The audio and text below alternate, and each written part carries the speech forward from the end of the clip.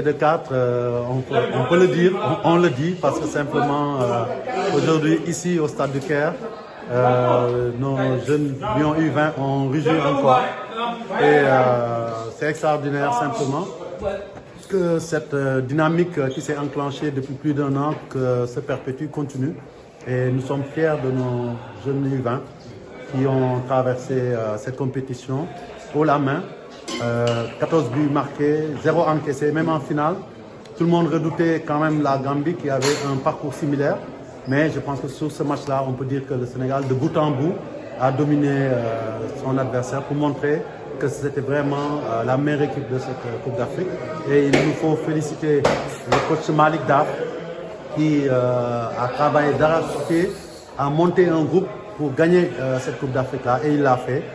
Donc, je le félicite ainsi que son staff. Je félicite les jeunes joueurs qui ont accepté de faire des sacrifices pour arriver à ce résultat.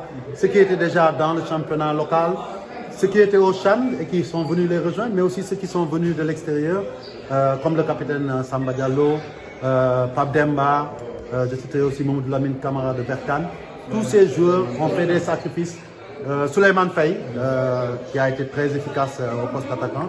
Tous ces joueurs-là ont fait ça. Écoutez, comme vous l'avez dit, je pense qu'aujourd'hui, quand nous arrivons à ces résultats-là, ça n'est pas le fruit du hasard.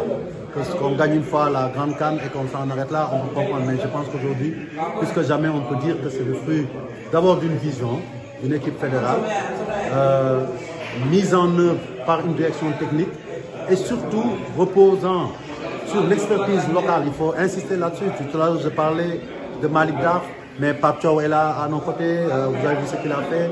Avant lui, Aliou Cissé. Et c'est tout cet ensemble-là, sans compter bien entendu l'appui des Sénégalais, qui a permis de donner des fruits.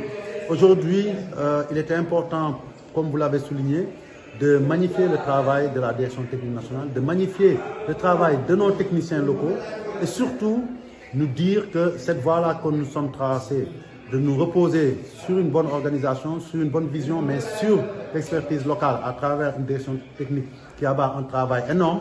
Mais ne l'oublions pas aussi, parce qu'il est important de dire qu'à côté de cette direction technique, il y a des clubs qui travaillent de plus en plus, à tous les échelons. Ce n'est pas seulement les clubs professionnels, mais aller chez les amateurs, vous voyez maintenant qu'ils s'organisent, ils ont des petites catégories. Il y a aussi, je pense, cette volonté de tout le monde de se hisser au plus haut, et je citerai même ceux qui aujourd'hui on ne cite pas assez, comme la DTN. C'est